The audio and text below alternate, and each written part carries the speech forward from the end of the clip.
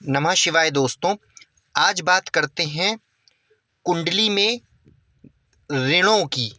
देखिए, हर कुंडली में किसी न किसी ग्रह का ऋण मुख्यतया पाया ही जाता है।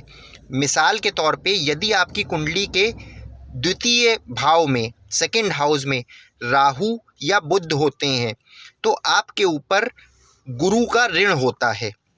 इसी तरह यदि आपकी कुंडली में चौथे भाव में केतु होते हैं तो आप पर शनि का ऋण माना जाता है। अब ये ऋण आते कहाँ से हैं? इनको ऐसे समझिए कि पूर्व जन्म के संचित कर्मों से ही ये ऋण आपकी कुंडली में प्रेजेंटली मौजूद होते हैं, और जब तक आप इन ऋणों को नहीं चुका लेते हैं तब तक भले ही आपकी कुंडली में बड़े से बड़ा राजयोग हो, आप उसे फलित नहीं कर सकते हैं। तो सबसे पहले आप अपनी कुंडली के जो भी ऋण हैं उन्हें किसी योग्य ज्योतिष से निकलवाइए, उन्हें पूरा करिए, और उसके बाद ही आप एक अच्छे राजयोग का आनंद ले पाएंगे। देखिए, हो सकता है आपने ऋण ना चुकाया हो और आप बहुत अच्छी लाइफ जी रहे हों, लेकिन कहीं ना कहीं कभी ना कभी आप ये उसी प्रकार हो गया कि जैसे आपने बैंक लोन ले लिया हो, तो हो सकता है 2 साल, 4 साल, 5 साल, 10 साल बैंक आपको परेशान ना करे, पर जब वो चीज़ आपके समक्ष आएगी तो बहुत बड़ी होके आएगी। इसलिए कुंडली में जो भी ऋण हो उन्हें निकलवाइए, उन्हें पूरा करिए। इसका लाभ आपको ना सिर्फ इस जन्म में, इसका लाभ ना सिर्फ आपको अपने ऊपर बल्कि अपनी संतानों पर भी दिखाई देगा, नहीं तो वो आपके ऋण को कैरी कर लेंगी। और दूसरी चीज़, बहुत मुख्य चीज़, मान लीजिए किसी व्यक्ति के ऊपर पहले से ही गुरु का ऋण है, जो मैंने कंडीशन बताई कि सेकंड हाउस में राहु है या बुध है या किसी भी और टेक्निक से, इसके बहुत सारे कॉम्बिनेशंस होते हैं ऋण होने के।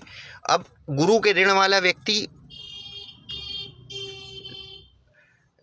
अपने गुरुओं का आदर करना बंद कर दे, बड़े बुजुर्गों का सम्मान बंद कर दे, ज्योतिषियों या पंडितों से कुछ कार्य करवाए और उसका पेमेंट ना करे। एक ज्योतिषी की, जैसे मैं अपनी बात करूं, या किसी पंडित की का घर कैसे चलता है, जो भी मैं कुंडली का विचरण करता हूं उससे, मैं पूजन करवाता हूं उससे, या कोई पंडित जी शादी ब्याह या कोई भी मांगलिक कार्य करवाते हैं उसकी फीस से। तो यदि आप उसको उसका मेहनताना नहीं देते हैं तो आप अपने ऊपर वो कर्जा और चढ़ा लेते हैं। तो मैं ये कभी नहीं चाहूँगा। मैंने, आप लोगों ने देखा होगा, मेरे कई जो भी क्लाइंट्स होते हैं उनको मैं ये ज़रूर बताता हूँ कि तुम्हारे ऊपर इसका ऋण है और इसे इस तरह से पूरा कर लो। मैं ये चीज़ जब भी किसी कुंडली का विचरण करता हूँ तो मैं ये बात अवश्य बता देता हूँ, ये इसीलिए करता हूँ।